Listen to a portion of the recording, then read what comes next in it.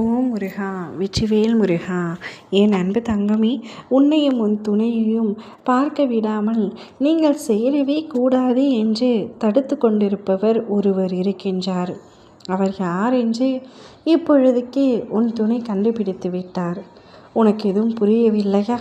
இதை முழுமையாக கேள், புரியும். நீயும் உன் துணையும் அடிக்கடி சண்டையிட்டு கொள்வீர்கள், பின்பு சமாதானமாகிக் கொள்வீர்கள்.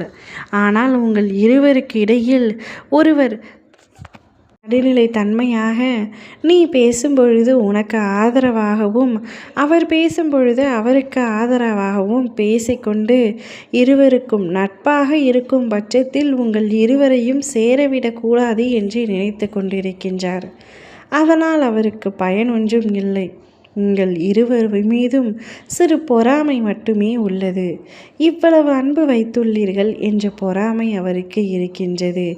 அதனால் நீ பேசும்பொழுது நீ சில சமயங்களில் ஏதாவது உன் துணையின் மீது கோபமாக இருக்கும் பொழுது அவரை திட்டி நீ இந்த நபரிடம் பகிர்ந்து கொள்ளும் பொழுது உன்னுடைய துணையை பற்றி இல்லாததை உன்னிடத்தில் அதிகபட்சமாக சொல்லி உன்னை இன்னும் கோபப்படுத்தி அதில் சந்தோஷப்பட்டு கொண்டிருக்கின்றார். அந்த கோபத்தில் நீ இன்னும் உன் துணையை வெறுத்து அவரிடம் பேசவே கூடாது என்று முடிவெடுக்கின்றாய். இதேதான் உன் துணையிடமும் அவர் செய்து கொண்டிருக்கின்றார். நீங்கள் இருவரும் ஒன்று சேரவே கூடாது என்று தடுத்து நிறுத்தி வைக்கின்றார். சில நாட்களாக உன் துணை உன்னை பார்க்க வேண்டும் என்று உன்னிடம் பேச வேண்டும் என்றும் தொடர்ந்து முயற்சி செய்தும் அவரால் முடியவில்லை.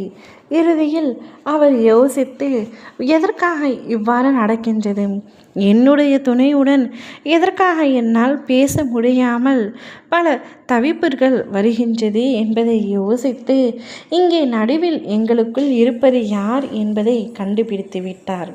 கூடிய விரைவில் அவர் உன்னை நேரடியாகவே சந்தித்து நடந்த உண்மைகளை உன்னிடத்தில் கூறுகிறார். செய்த தவறுக்கான மன்னிப்பையும் இத்தனை நாட்களாக தொடர்பு கொள்ளாததற்கான காரணத்தையும் இனி ஒரு நொடி கூட உன்னை விட்டு விலகி செல்ல மாட்டேன் என்பதையும் உன்னிடத்தில் தெளிவாக கூறப்போகின்றார். நீ நினைப்பது போல உன்னுடைய துணைக்கு உன் மீது அன்பு இல்லாமல் இல்லை. அன்பு இருந்தும் சில சமயங்களில் அவை நிராகரிக்கப்படுவதற்கு பல காரணங்கள் இருக்கத்தான் செய்கின்றது. உன்னுடைய வாழ்க்கையில் நீ பல மனிதர்களை நம்பி இப்பொழுது அவர்கள் உன் வாழ்க்கையை கெடுக்கும் அளவிற்கு உனக்கே தெரியாமல் பல சதி செயல்களை செய்து கொண்டிருக்கின்றார்கள். நான் உன்னிடத்தில் சொல்வது ஒன்று மட்டும்தான்.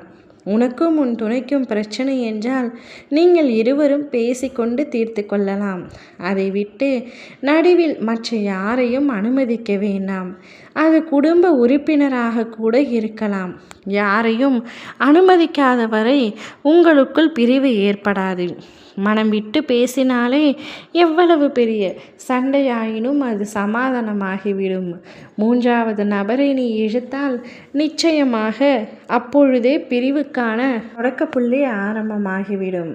வாழும் வாழ்க்கையை சந்தோஷமாக வாழ பழகிக்கொள். ஓம் முருகா, வெற்றிவேல் முருகா.